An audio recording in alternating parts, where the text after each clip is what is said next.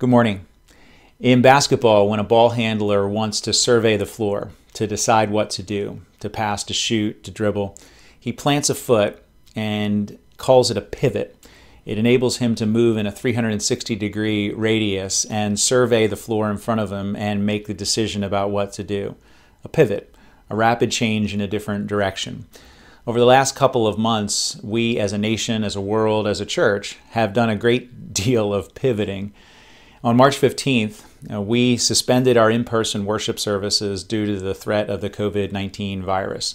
We did it in conjunction with our elders, with other churches in our region, with the state, with the government, and we made the decision because we felt that it was the most God-honoring, neighbor-loving thing to do. Now, the threat of the COVID-19 virus isn't over, but we've moved into a new phase, and we're looking to pivot again. Starting this Sunday, June 7th, we're going to pivot to in-person gatherings outside at the church. Now, a couple of reasons have led our elders to this decision. One, the current inside limit for group gatherings is still set at 10 by the state of New Jersey. Outside, that limit is 25. Now, both of those in coming weeks will likely go higher, but the outside limit will likely go higher more quickly than the inside limit. And outside is, by most of the research that you're able to look at, safer when it comes to preventing the spread of the virus. We have a beautiful property. We have right now a season in the spring and going into the summer where we can take advantage of being outside. And a lot of us live close enough to the beach to know that sitting outside can actually be something that's really enjoyable to do. So what we're going to do starting this week is meet. The initial limits, like I said, are 25 or under. Now what that means is to accommodate folks that want to be able to come, we're going to do at least 3 services this Sunday. Shorter in duration, but a step towards gathering again together. Services are going to be at 9 o'clock, 10:15, and 11:30. 45 minutes each with a 30-minute break in between.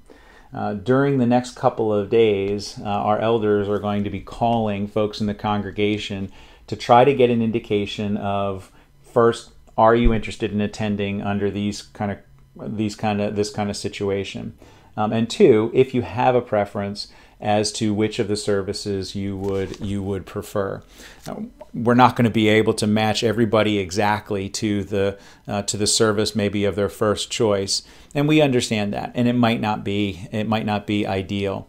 Like we said, hopefully that limit will rise over the coming weeks and the number of services that we would do would decrease.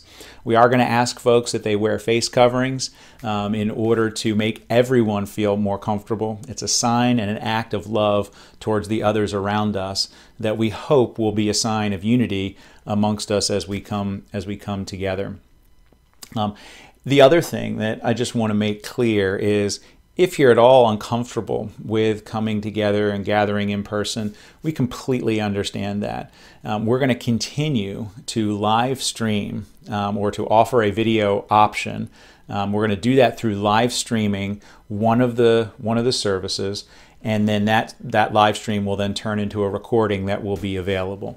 We're going to continue to do that, not only for those who feel uncomfortable about gathering initially in groups, but also as a continued tool of outreach so that those who are not currently a part of our church can see what our church is like, and for those in our congregation who may have more permanent reasons or a temporary sickness or illness or they're away, but nonetheless want to stay connected to what's going on at Calvary. So that's what we're going to do. That's the approach that we're going to take. There will be more details, and I'll send things out and talk more later this week in the next couple of days. Some of those details, answer some questions that naturally arise from this that I don't have time to address or kind of deal with in detail now. But I wanted to give you the heads up that this is the direction that our elders are going. And I think it can be something that is actually really exciting. As we sat down and we considered what it would look like for us to gather inside and the measures that would be necessary to get a degree of comfort inside, it was a lot less attractive, a lot less fun sounding than coming and gathering on the grass, bringing your beach chairs and sitting on a blanket and being outside together. This has the potential, we hope, to be something that's fun. It's not ideal. It's not where we ultimately want to be as a church, of course, but it is the next step in our pivot to come back and to worship together. We are in a cultural moment where coming together in worship is even more important than ever. We have seen the benefits of technology. We are grateful for them. We'll continue to utilize them. And yet the people of God need to be together for a positive purpose, worshiping, praising, lamenting, giving thanks to our God. The other thing that we're going to pivot on is the daily staying rooted videos that I've been doing. Since March 16th, I've been doing a daily video going through the Psalms and going through the writings of John Newton as an exercise for me and for many of you to stay connected and to stay rooted to what we know is true in a rapidly changing world. Now, I'm going to stop or suspend, at least for now, doing those daily videos. It's going to free up some time for me to be able to work on planning and pastoral care and transition and stuff as we pivot to the next phase this summer. But while the videos may stop, the daily staying rooted videos may stop, the discipline shouldn't, either for me or for you. Right? The Psalms are still there, and the writings of great Christian leaders of the past are still there. And if anything, if the last 11 weeks has taught us anything, it should be that we have vast and rich resources to be able to dig into when we face the anxieties and the uncertainties of our world. And so I want to encourage you to continue to do that.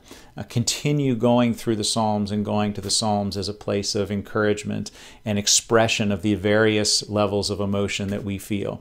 Continue to look for great Christians of the past outside of our current moment that can help keep you rooted in the historic church of Jesus Christ. Let me end with the psalm that will be the psalm in my daily listening program tomorrow. It's Psalm 121, and I think it's extremely appropriate for us. I lift up my eyes to the hills. From where does my help come? My help comes from the Lord, who made the heaven and earth. He will not let your foot be moved. He who keeps you will not slumber. Behold, he who keeps Israel will neither slumber nor sleep. The Lord is your keeper. The Lord is your shade on your right hand. The sun shall not strike you by day, nor the moon by night. The Lord will keep you from all evil. He will keep your life. The Lord will keep your going out and your coming in from this time forth and forevermore. Amen. Have a great day.